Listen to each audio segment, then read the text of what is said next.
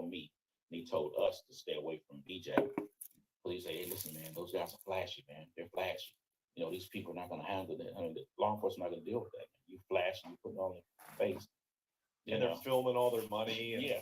And he stayed away from that, and he kept us away. And that was one of his rules. If we went around them, we would get fined. Wow. And, you know, BJ never talks about that. We got rules for us to stay away from them. They say, man, they're going to get busted. But just so happened that, I mean, he got it. Well, actually, that's him speaking. He was filming his 24 karat gold Saint.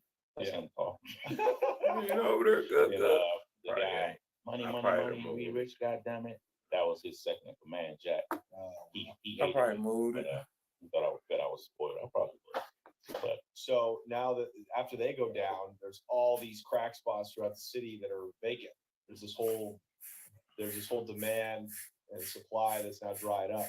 I would say after that point, your concept of selling drugs changed. It switched from the crew to the boss. I'm the boss. I'm the man. Make sure y'all come in because of the laws. Come in, hit the like button, hit the subscribe button.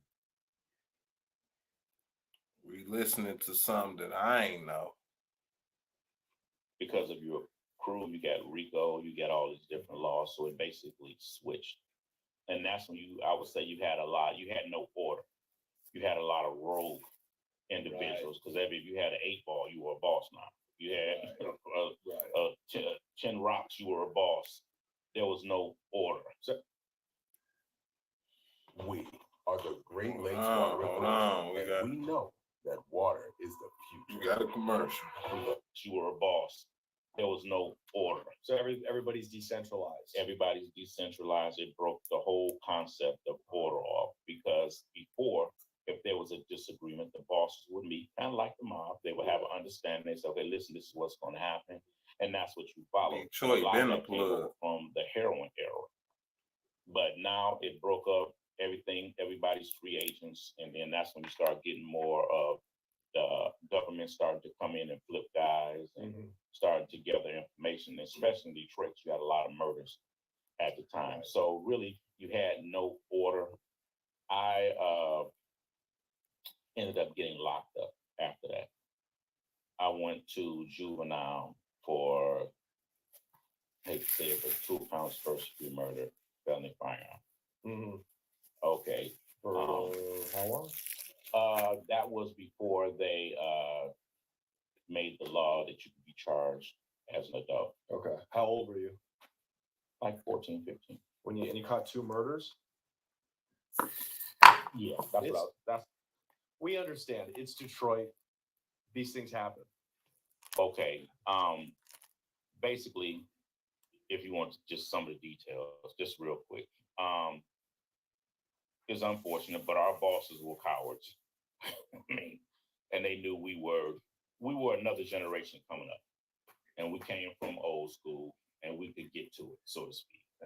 So it was a particular block, Cedar Grove, right off the 6 Mile. It was basically when I got older, I'm 6 Mile.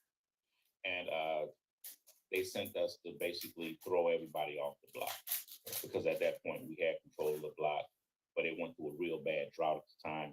These one guys had work, he didn't. And so they opened up, started doing well. Cedar Grove, 6 Mile. That's where Peasy from? So they sent us up in there, me and my best friend at the time. So the plan was horrible, but we ran up in like 3 different houses, threw everybody out. And my one buddy, he loved guns too. He had an AK-47, and he wanted to shoot the place up before we leave out to leave a message, so to speak. So he cut loose, and they got them 30-30s just going through the walls, but we didn't know it was a guy hiding in the closet in one of those rooms. So the bullets went through the wall, hit him, and may rest in peace. So what the second account of first-degree murder came from, I don't know. But I ended up getting charged with that as well with him, because I was there in the residence with the gun. As an accessory. Exactly. Okay. Why did Marlo let you, or did he order that? Order No, you to go to Marlo. lock up? Marlo ordered me to do quite a few things, but never no killing nobody. Like back then, there was a lot of blowing up people's spots, blowing up cars, and all of that. You knew how to do that. You knew how to set off bombs and. Man, that nigga blowing up cars, nigga. So but that era. I don't know if you've heard of Butch Jones, YBI, and all of that out of Detroit, and they basically dealt with heroin. You had a young group of guys that were extremely mature, because at that time, like I said, you couldn't go to prison. You would just go to jail. They'd call your parents to come pick you up. Right. So you had the older guys that were teaching younger guys to do these different crimes. Sure. And tell you, listen, be cool. I'm gonna send an attorney down there for you. Right. You ain't got nothing because you can never get charged. And that was part of what made them change the laws and make them more severe. So after Marlo's gone, Marlo had me do certain things, but he was selective because he tried to stay away from violence to a degree because he knew what it was. But once he's gone, I don't have that direction. Looking to older guys, and that's when they started taking advantage of it. So that's how that happened. How much time did you do behind those bodies? I don't think I did over 2 years. I don't think I did over 2 years. For 2 bodies. They did a psychiatric evaluation on me and my buddy. They wanted, I think it was a maxi training school at the time. That was something like 2 years for 2 bodies. Where you were locked down, I forget the majority of the day and all that. But the psychiatric evaluation that they did for me, it came back that I love to isolate myself. So it was like, okay, I guess the psychiatrist said he would love for you to put him in the cell, but I won't bother him at all because he don't like being around people. And I guess I'm kind of like that now. I don't really like, And so they put me in a boys training school, Boysville of Michigan, and there you can never be alone. You had to always be with 3 or more at a time, and which I hated that. And pretty much that's what happened. And they couldn't release me before I turned 18. And I think I was like, so I might did maybe almost 2 and a half years or something. By the time I went into Boysville, because when I turned 18, my situation was different because I had to actually have a judge come in, sit down, do minutes and all that to give permission for me to leave. But the thing is, they would not let me come back to Detroit. They were none of my family. I would have had to go to independent living or either go down to Texas with my father. And so that's what I did. I went down to Texas with my father, got down there, went to Alamo Heights High School, started running track, playing football, and things of that sort. Wow. Incredible. Yeah. You got out of prison for murder, and now you're in high school. Yeah. Different times, man. Think about that. You get out of prison. He wasn't in prison. He was in juvenile. He caught 2 bodies. 2 bodies. So from juvenile to high school. That's wild. People know your name. So they for sure gonna get the fuck out of my way. Y'all heard about me. Different time. Totally different time. Wow. Okay, so you graduated? I did not graduate. I stayed, not down there. Stayed down there for so long. My father's wife did not like me. And I wish I could say that I was a horrible kid, and I brought it on myself, but I can't say that. She wanted her husband all to herself, and I guess she felt that I was in the way. I mean, there was not much money down there, I will admit to them. So when I came down, I was extra mouth. Yeah. So she wanted me out of there. And they talked to my probation officer. And my probation officer eventually agreed to send me back. He didn't when she first started because a lot of the teachers loved me down there. They really got on his ass. You're not going to send him back up there. You know what's going to happen. Do your job type thing. And there was even teachers that even offered to let me move in. CHAPO! I was still on parole or whatever they call that thing for kids down in Texas. He couldn't allow that. So they had to send me back to Michigan. And then, I started staying with my aunt. I got to the glove, played a little football. And then drugs came again. Right. Because I tried to be cool and not do anything. But Boysville of Michigan, they closed you when you went in there. But this is like years after, and I still have the clothes from Boysville I'm still wearing. And they're literally starting to come loose at the same. It's one of the the niggas that came up under the Chamberlain brothers. And there were opportunity, and I started hustling again. Guys, let me take a minute to thank today's sponsor, Prize Picks. We don't want to hear that. Time to join We a don't family. want to In the hear that. meantime, We don't want to hear that. today, Prize Picks. He still had a number of connections that we had with the chambers. So he was getting hold of some work and things of that sort.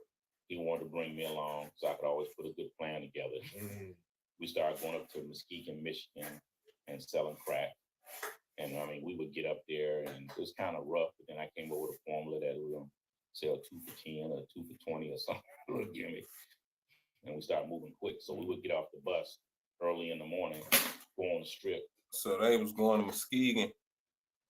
This was back in the 80s. Going to Muskegon, turning it to Daisy Lane. They been knew where Daisy Lane was at. Los and Nutty is not the only ones who knew where Daisy Lane was at. By later on that day, we'll be back on a bluff Greyhound taking off, and we might have nothing major, about maybe $5,000 or $6,000 worth of crack, and it would really go really quick.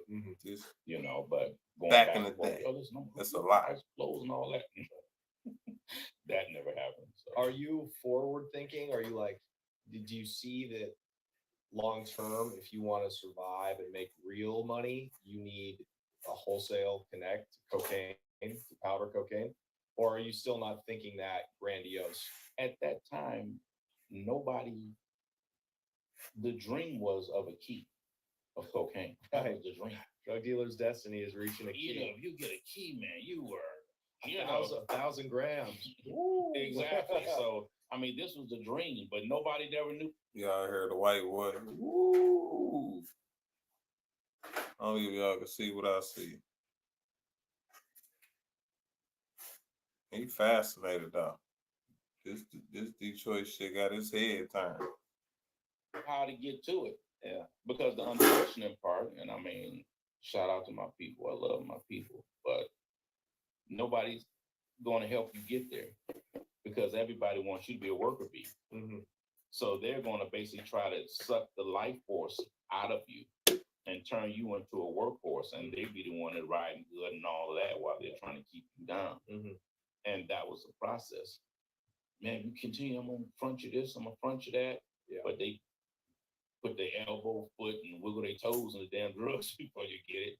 It's not jumping back the way it need to. And then they charge you a high price for it. And it just was like, it was crazy. You couldn't survive. But we continued to work, and crack was on. Look, man, don't be stepping on mines, man. So it ain't just start today. They been tap dancing on it. See? Way you couldn't get off into selling anyway because there was no profiting. There was no profit into selling weight. There was no profit in it for us for selling weight. I see. Because you had to have access to it. And then when the crack era started, you used to be able to go to buy people and say, I want a half a key or this or that and powder. It got to the point where a guy with powder would never sell it to you. He wanted to cook it and sell it to you cook. And then, where you ounce is 23 grams, it turned, well, you only get 25 grams or you only get 24 grams. And they steal 4 from you. Or you losing the cook up cocaine, you're not supposed to lose, supposed to expand. Exactly. But they never told us that. We never seen no powder. Only time I seen powder was when I used to watch Marlo cook it up. But as far as actually seeing it myself, no. There's a ton of crack being sold in the ghettos throughout America in the 80s and 90s, but very little bit of profit is staying in the hood. It's going to a couple of people that have these special national relationships. And the unfortunate thing is even with them, the greed, within my opinion, is so gross to the point they didn't want to sell weight. You had some of the biggest guys that will get to cook it and cut it all in the crack and sell it that way, put everybody to work because they wanted to make the most they could make out of it instead of just moving it. And that's one thing as I moved along, I started to analyze things and figure out what each crew or whatever needed and how to get in those niches. And then I figured that I found out, listen, moving. I don't want the street money. I want the cartels money. They got more of it. Sure. But nobody really had that concept in. When did you start to realize that? At what age? That's a good question. Like, when did you learn what a cartel was? Like, when did you learn that these people that speak Spanish are the ones that have the source material? The crazy thing, Johnny, is I never knew. It's just I ended up in a scenario because after that, going through that, I think I was maybe how old was I? I went through another run selling drugs. My cousin ended up with a lot of, I think it was coming out of New York or something. And he was putting me on.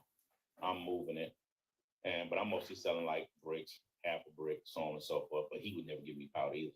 He would cook it up and sell it to people hard. Okay. But there's a lot of people that didn't know how to cook because it got so to the point nobody had access to powder that nobody knew how to cook.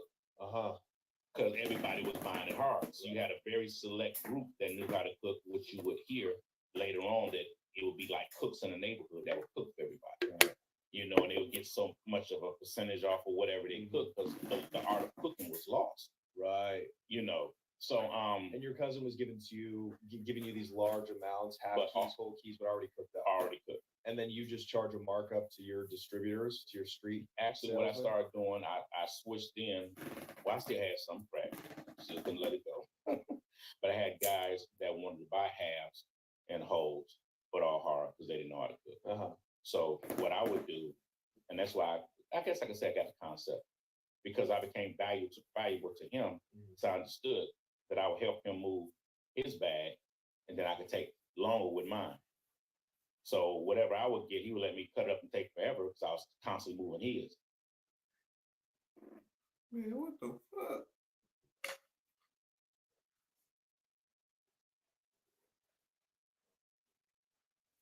YouTube being updated. Try again later. Man, I ain't got time for this. You wanna cut my man? What? Oh no.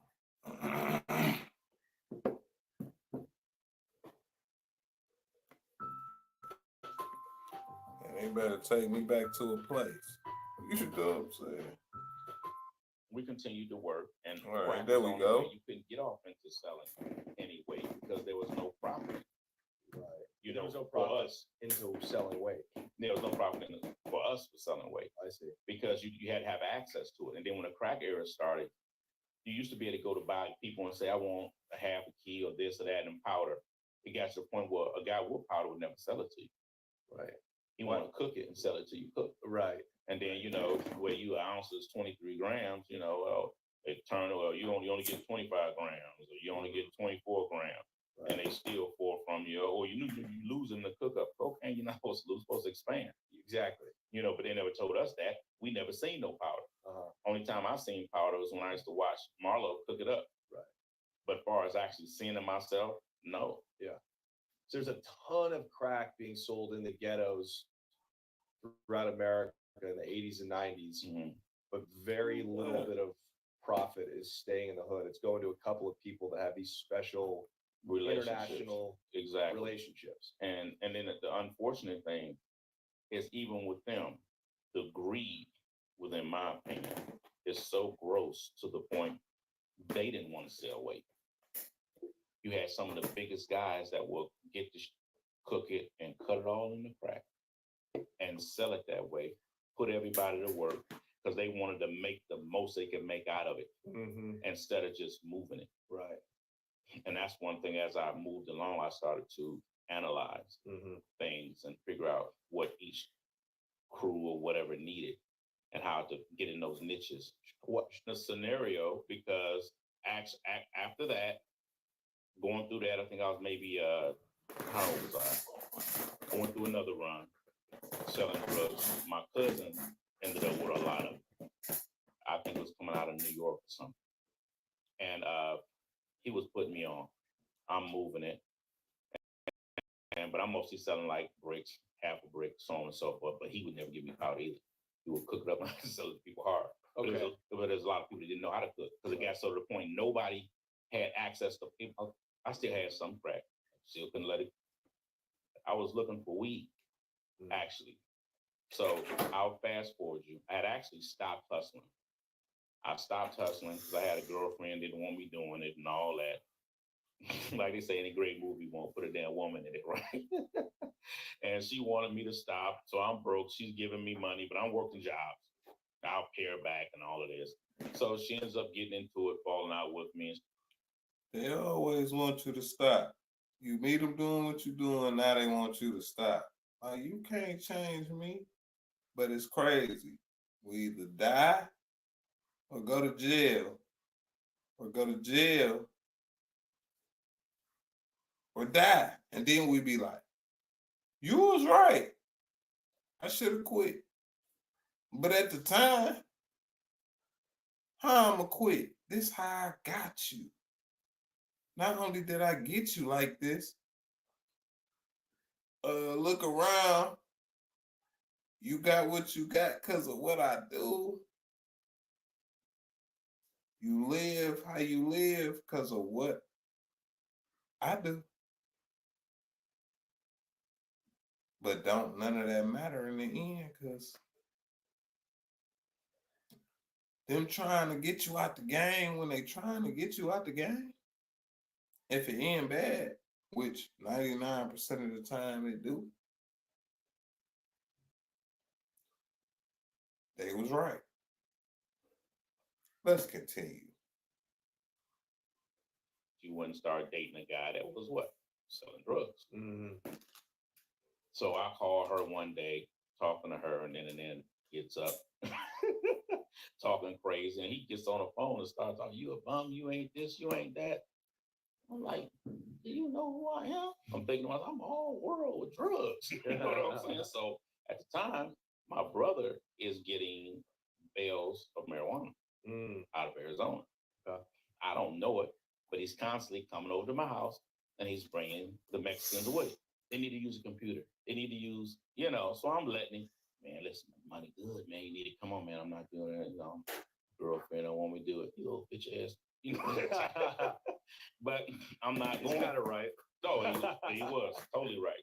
And so now this is the same brother, actually, that was part of who sent me and this other guy up in the house and did that thing. But I didn't know at that age, he was asking me questions about his organization. And I'm like, no, you should do this, you should do that.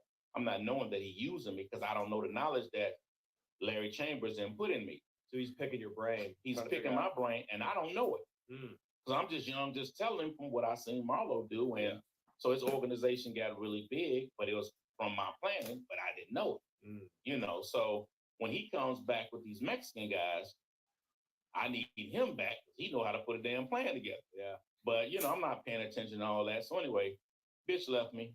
So I'm mad. I want my bitch back. That was poetic. Can I write that down? I have that one. Yeah, take it, man. It's like a Willie Nelson line. Yeah. So I call him and I'm like, hey, man, what's going on? He said, nothing, man. What's going on with you? I say, man, listen, I need some work. He said, well, you need some work? What's wrong, man? What's going on? Bitch, stop asking me questions. I need some work. This nigga got my bitch. I want my bitch back. So he said, come on down. So he gave me a bale of weed. The bale was like 25 pounds. Yeah. I took it, didn't know who I was going to sell it to. Was out of the loop. I had an R&B group at the time. You had an R&B group? Yeah, because I was dealing with music. You were like managing? I was managing. Okay. And I'm going back and forth to Atlanta. So I know people down in Atlanta. That's how what leads me to going to Atlanta at some point. So I got my group. They practicing. The weed's over. I'm breaking it down or whatever. So they invite one of their guys over to come sing too. This guy said, man, you got the good. I don't even know what that means. I'm like, what that mean? You got the good weed. Give me a couple of pounds. No, you gotta have money and this, that, and other. So one of the guys said, okay, take one, huh? He go, come right back. Let me give him another. He go, come right back. And that's why my guys are practicing. I got the big Tupperware thing there, and just keep going. Give me 5, and Yeah. I'm like, shit. Yeah. Well, man, I had to call my brother back. I need more. I said, just gave you that. Come on. So he gets excited. I go take him the money. He's like, give me 2 bales. And so, bam, I get the 2 bales. Is a bale 25 pounds? Yeah, each bale is 25 pounds. It's actually 25, maybe a little, because they're doing it in a metric. Right. You know, so it's a little bit more, but I'm not knowing at the time. There's So, like kilos of wheat. Exactly. Oh, but on the metric system. Yeah. So, you know, you got more grams than Right. what they do over here. Right. So, because eventually I was wondering how I was selling so many bales, and I finally figured it out. They getting all them extras. Right. You not take the other guys will break it down, take the extras off, and make me. I didn't do it. I guys pushed it out. Right. So anyway, That means you're moving it fast because you're giving more for the same market price. But I'm not knowing I stumbled into it. Yeah. You know. So anyway, he gives me 2 bales, and this guy's still running. He sells half of the 1 bale. Say, listen, man, I got a guy in the morning. He want a whole bale, but he want to get it before he go to work. So take it. He took it. Next morning, he comes back with the money. And then I sold a few more, taking my brother the money for the 2 bales. Then he gets mad at me. He said, damn, I was just trying to help you get a little money. You said, no, I got to go up on the price on you. I'm like, man, I don't want to hear that. I want my bitch. Give me this. So what is your plan to get enough money? And you think that's what Bro seeing it fly. And now he want to go up on the price. How you gonna go up on the price on me? I'm your brother. We finna get this money. You talking about going up on the price. And he ain't even thinking because he worried about this bitch. I'm running off raw emotion, man. I'm running off raw emotion. This and talk to me crazy.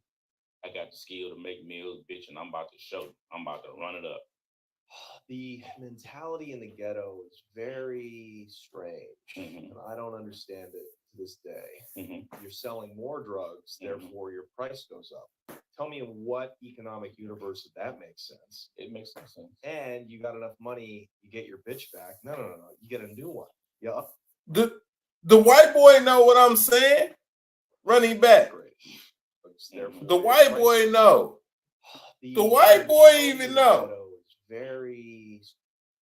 I'm like, man, I don't want to hear that. I want my bitch. Give me this.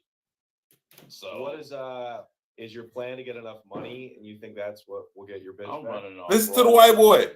I'm running off raw emotion. This and talk to me crazy. Hold on. I got the skill to make meals, bitch, and I'm now about listen to to the white boy I'm come about to in. run it up. The mentality in the ghetto is very strange, and I don't understand it to this day. You're selling more drugs, therefore your price goes up. Tell me in what economic universe that makes sense. It makes no sense. And you got enough money, you get your bitch back. No. You get a new one. You upgrade. But you saying all the rights, but see, what you just said there is important. About he trying to get the more money, price get his comes money down. up to go I get started the old bitch using back. And I start using that on them because the concept that you're saying is absolutely right. Because what would happen with the Mexicans when you get them? Oh, you got 1,000 pounds. We're gonna see you 2,000 pounds. Right. We're gonna see you 3,000 pounds. You're like, yeah, and be happy about that. You dumb. The price of the work comes down. Right. It's not coming down for you, but it's dropping on them, and they're keeping all of it. Right.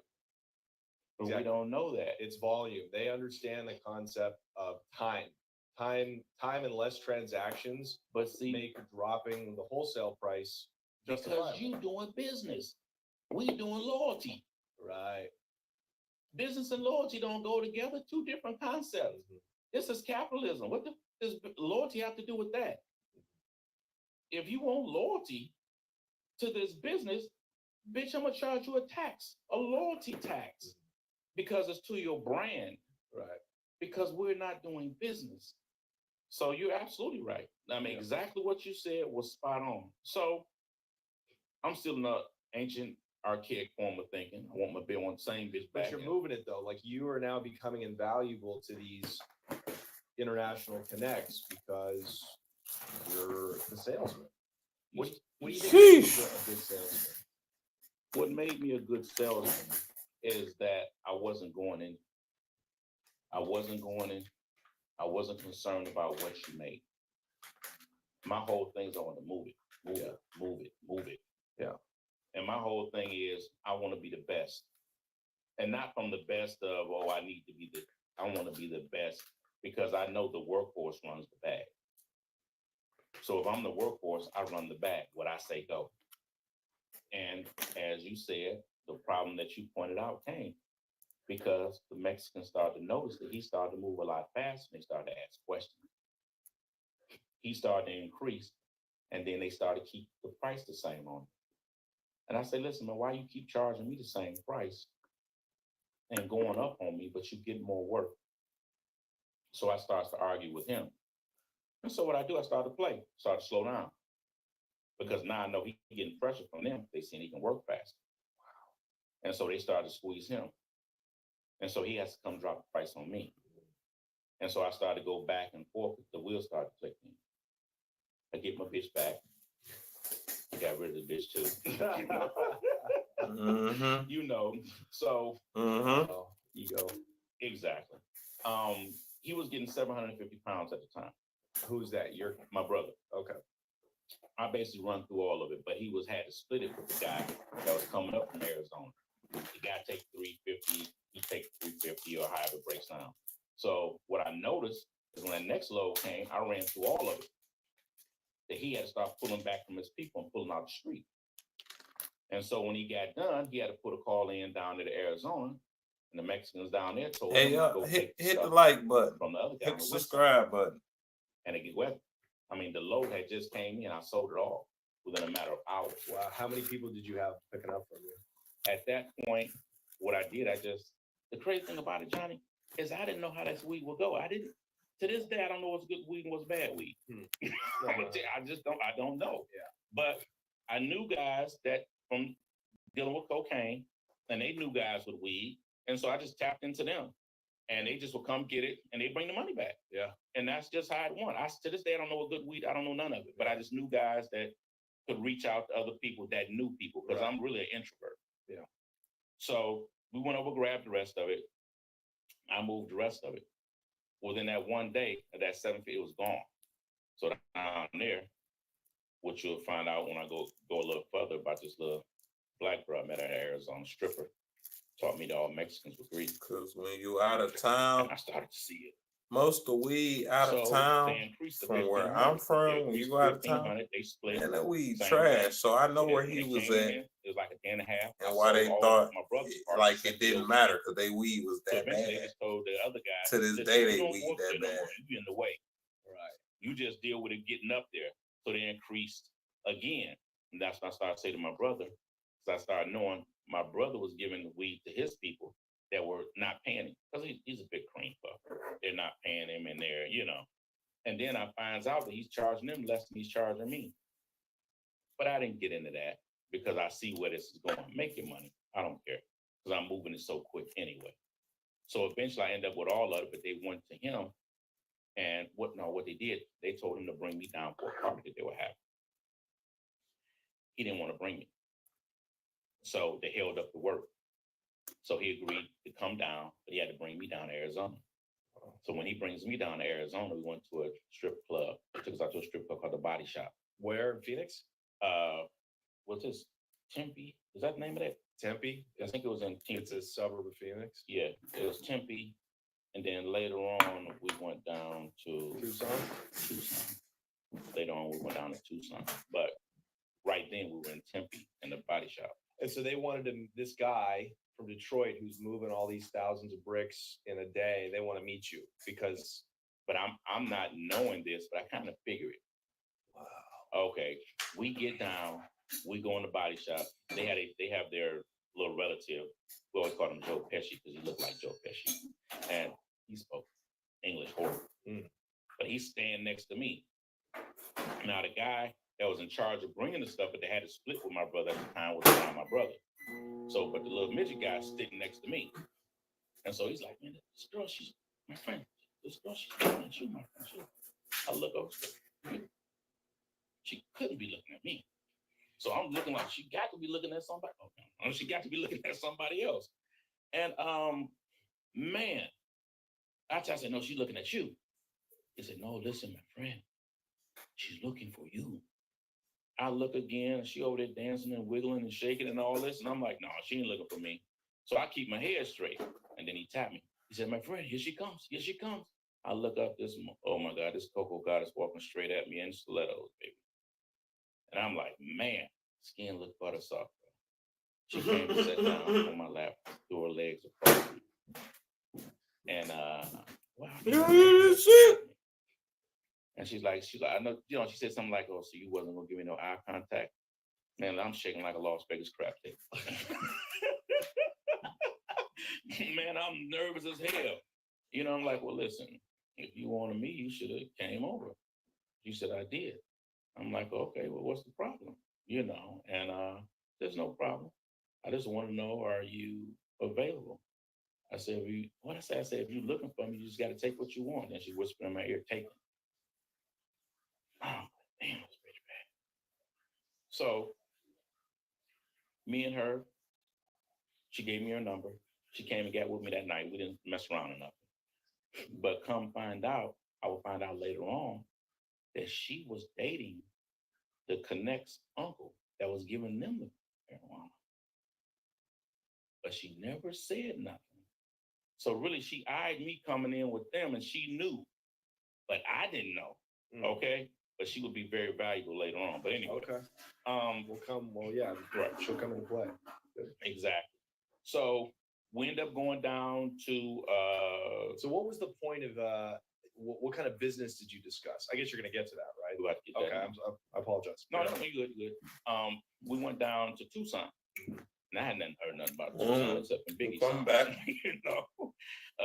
When he's talking about when he went and performed the hit, his man, what is it? I forget the name of the song. He said he was from Tucson. Okay. And some hit or whatever they went down. He called his man something El Dorado, something from Tucson or whatever. Anyway, we go down there and we go to the place, and it's called the Candy Store. There's a whole funny story with that. But anyway, this point is a guy, and his real name anyway, Mario. Mario's belligerent. But I like him. Mm-hmm. Mario is flat out, he's emotional, but he's belligerent. He can't stand my brother. Says my brother's too soft. So he has us, we're riding, and they said, listen, my friend, I'm going to do something for you. I'm going to do something special for you, my friend. You don't worry. I got this young lady down here that I'm going to put her on you. I call her a vampire. I call her a vampire bitch. He said, because when she gets you, she's going to suck the life out of you, my friend. He's going on about how she's going to suck it. And I'm like, okay, I'm scared. She's going to bite you. She's going to bite you all over. She's going to suck the life out of you and all of this. And my brother's getting jealous of it, but I'm like, whatever. And he goes on and say, he just keeps going on. Anyway, he get us down there. And he introduces us to this young lady. Where's she at? And she has a friend with a British accent. So she puts me with her, and she takes my fat ass brother. So we down there, and they dancing and all this. And this woman here, she's sitting with me, and we're talking. My table starts to fill up with beers. I'm like, this bitch buying me beers or something? I don't know what's going on. Okay. I'm looking at my brother. He's way over here with this other lady, the vampire bitch. And we know, of course, he's going to grab her to try to keep her from me anyway. That's just how he is. But so I asked her something. I'm like, why are you buying all these beers? Took a shot at bro. She said, honey, I'm not buying these beers. I look over at my brother. I'm like, he ain't buying them. She said, these beers are coming from these guys. And I look. She said, look over here. And I looked at the one table, Mexican guys nodding. Mm-hmm. I'm like, whoa. I'm starting to get it. Excuse me. And she said, I'm like, why are they sending the beers? She said they want to be friends. I'm like, well, I'm not the man. My brother's the man. She laughed. She said, oh, is he? I said, yeah, I'm still not catching on. She said, look at your table. How many beers you got? I think I might be like 15 damn beers on the table, right? Wow. She said, look over at his table. How many you see? I see the one he's been. So evidently, what you see, everybody else in here don't see. You see him as the man, but nobody else. They're sending it all to you. How did they know you were the guy that was moving it all the way up there in Detroit? How do they know you were the real What I found, distributor? what I found out. Oh, you mean the Mario and eventually I'll say Frank. My brother, love me, he gonna hear this, but he's I mean, he doesn't good heart, but he was always coming short. He wasn't paying like he was supposed to. He get the marijuana, it might take him a month and a half, and they start moving it quick. So I'm thinking over time, what happened is, let me have to edit this out, but excuse me. What happened over time is the guy on the west side that we had to go pick up from, he told them because he got an opportunity to see me because my brother didn't have a crew. Right. I had to load it up in the van and drive it myself. My brother was scared to drive it. So he told them. And so they squeezed the information out of my brother. And like I said, my brother didn't want to bring me down, but they made him. Right. They wouldn't send him nothing else. So now when I come, they already have an idea because the guys there at the strip club are with us. And now they got me to themselves going down. So they're pushing your brother out of the way because they want to deal with you directly. And they tried to, but I would not let them. Okay. And that, I guess the term what they call, they tried to jump you. I wouldn't let them jump him because that's my brother. And he actually set me up later. But anyway, so we eventually ended up having a conversation, and Frank came and got us the next morning to drive us back up to Tempe or wherever in Arizona to go ahead and get ready to catch a flight back. But he wanted to discuss wanting to increase. So increase the size of the loads. Increase the size of the loads. So there was already a load that had left. Actually, we didn't know it, but left like a day before we were supposed to leave. So it could meet us up there, so to speak. And he had us in the car on the ride back, and he's talking about the business, saying what he want to do. And I started to talk, just started to come to me. Okay, well, what we're going to need, if you're talking about giving us this amount, we're going to need to borrow some money from you because we're going to need to get some places to store this stuff. We need to get vehicles to move it in. And I'm noticing he's not talking. He just started listening and squinting his eyes and shaking his head. And my brother's sitting up front like, yeah, that's exactly what we're playing. And as we got closer to Tucson, because he could throw out scenarios, I would answer back. And he told me, he said, Wayne, I really like the way you think about the business. And that pretty much set the tone. So they sent us like 2,500 pounds. Got rid of that in like 3 days. Wow. Who in their right mind made it so that we get paid twice a month? That makes no sense to me. A friend 2,500 in 3 days. And I can get up to $100. 2,500 pounds. Got rid of it in like 3 days. Wow. All from to cats in Detroit. Yeah. But again, these guys, some of these guys, and one of them became a really close friend of mine. So when I got off into the cocaine, I could go borrow 400, 500,000. What I've been doing wrong? You know. So he had guys I'm glad in other places quit that were coming up paying cash. Huge hub. Detroit's a huge Midwest hub. So that's coming in. And Leave it got to the point, Johnny, that they started sending like about 45, like 2 to 3 metric tons of pot. Yeah. And I'm moving it like a day and a half, 2 days. When they come in, they would start saying, well, when they come in, listen, we at least need $1 million or 1.5. I was like, okay, no problem. And I would have it. Okay. They would have the truck sit there and wait. This would come, and I literally probably within a few hours I would have like 1.5, 1.7. Wow. And my brother was raping me, charged me like $9.50, crazy numbers. $9.50 a pound? Yeah. Okay. How much were you turning that over? Listen, I was selling it, Johnny. I wasn't even counting. And this is what happened. But how much are you charging on a pound? Like if you get it for $9.50 and you sell a guy 500 pounds. Sometimes I wouldn't make nothing. No, it sounds crazy to you, but sometimes I wouldn't make nothing. Like my one guy that's buying that volume like that, maybe $25 or something, sometimes nothing. Because I'm working on something bigger. Sure. Okay. So, because what's happening is moving so fast now. Within a matter of hours, I'd have made it $200,000-$300,000. You might get it, what, $975? I might charge you $1,000, or if you ain't got it all, pay me later. And Because what happened after, I think about 3 months of that, I had like $1 million in weed that was mine. Wow. Just from making $25, $50 Just a little- pound. And that's how that quick that was going. And I didn't know, and this is how I found that out. Because I'm going through my math, and I'm thinking about what I got to pay my brother, right? Mhm. He's like, man, you only owe me a couple $100,000. No, man, your numbers is wrong. I got a basement full of weed down here. Your numbers are wrong. Man, my numbers ain't wrong. Check your numbers again. I go down there and check numbers. And then I got U-Haul boxes, because only four, the big U-Haul boxes, only four 25-pound bales could fit in those. I still got boxes up the ass of marijuana. That's how I figured out how much money I had. Mm. And at that time, I think I had like 750,000 in marijuana that was mine. I did it? I don't know. I'm just moving it. Mhm. So when that happened, I'm rich, bitch. Yeah. For real. So now you got a war chest. Now you got $1 million. It's yours. That's all mine. Okay. But then what started to happen, they started to play games. Because what I started doing, I started making them come down, come down, come down. They had another group inside the city that they were working with. So they were trying to transition and switching over to them because I had made that market so lucrative.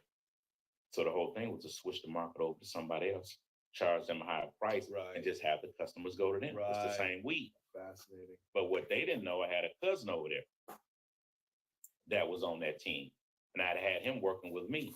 So he started telling me, hey, these two guys, they're reaching over and they're talking to, my guys about trying to send over to them now. Okay. I'm talking to the young lady at the strip club. She wants to get an exercise gym, workout gym. She's a workout freak. So I already started to go down and see her. So I'm starting to tell this, I need another connection.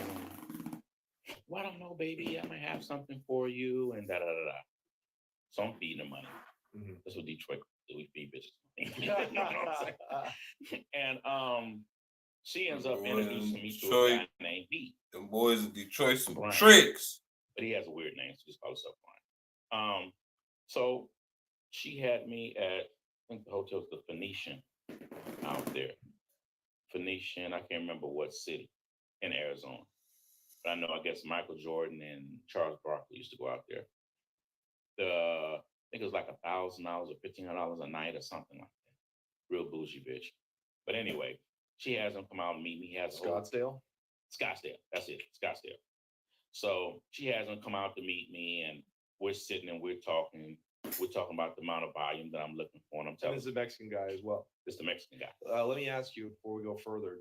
Do we know what organization these guys are with on the other side?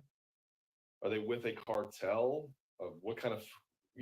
Now, Brian was not with a cartel. Are you talking about Mario and Frank? Mario and Frank. I found out that Mario and Frank's uncle was, because that's the one that the girl that I was dating. Right. Okay. But exactly what cartel, I don't know. But an interesting story comes up in a little while. I'll let you get to it. Yeah. Okay. So So you're talking to B.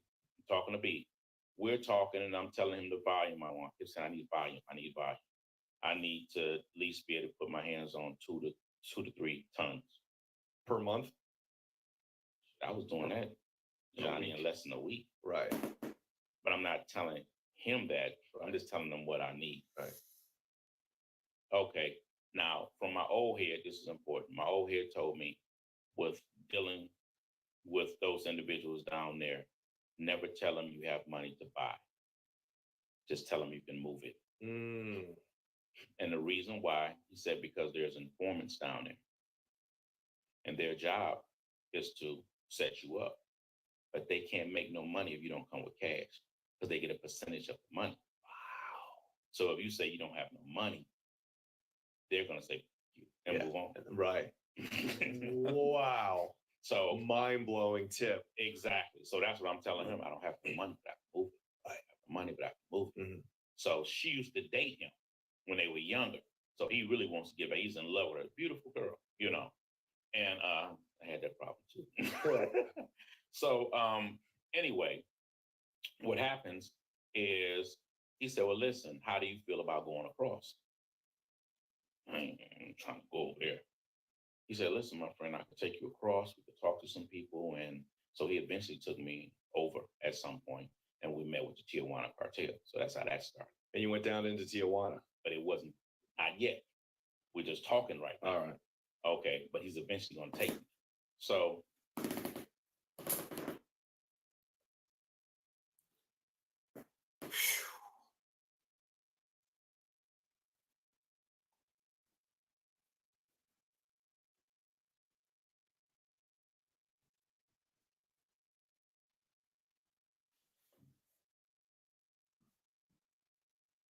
That's what happened to me.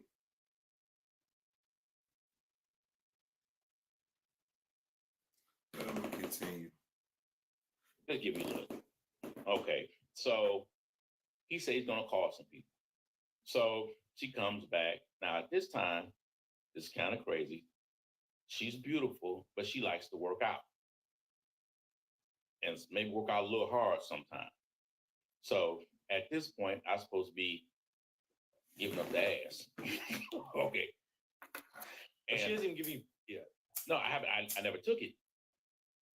I know it sounds crazy, Johnny, but I'm trying to get to the bag, okay, man? Sure. Okay. So, and from my experience, when you put in something, Absolutely. she knows too many people. Right. Oh. So I don't need her falling in love with, Okay. not saying that I'm good enough for that to happen, but I don't need that with the business. So that's why I'm just giving her money. Yeah. So it's not enough for you to turn away from me because you like the money. Okay. So I'm withholding.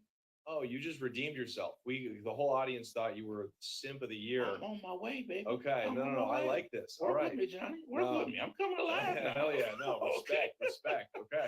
So she comes in one night and we're supposed to do it, right? She come in, that's the time they had all these damn strawberries smelling lotion. The old and all nigga this. said we supposed to She do just it. smell up the whole damn place with it. So, I'm laying there like I'm asleep, but I peek my eye open, right? And man, she bends over to, do some old sexy, put the lotion on the leg thing. Man, this whole bitch stop cut up.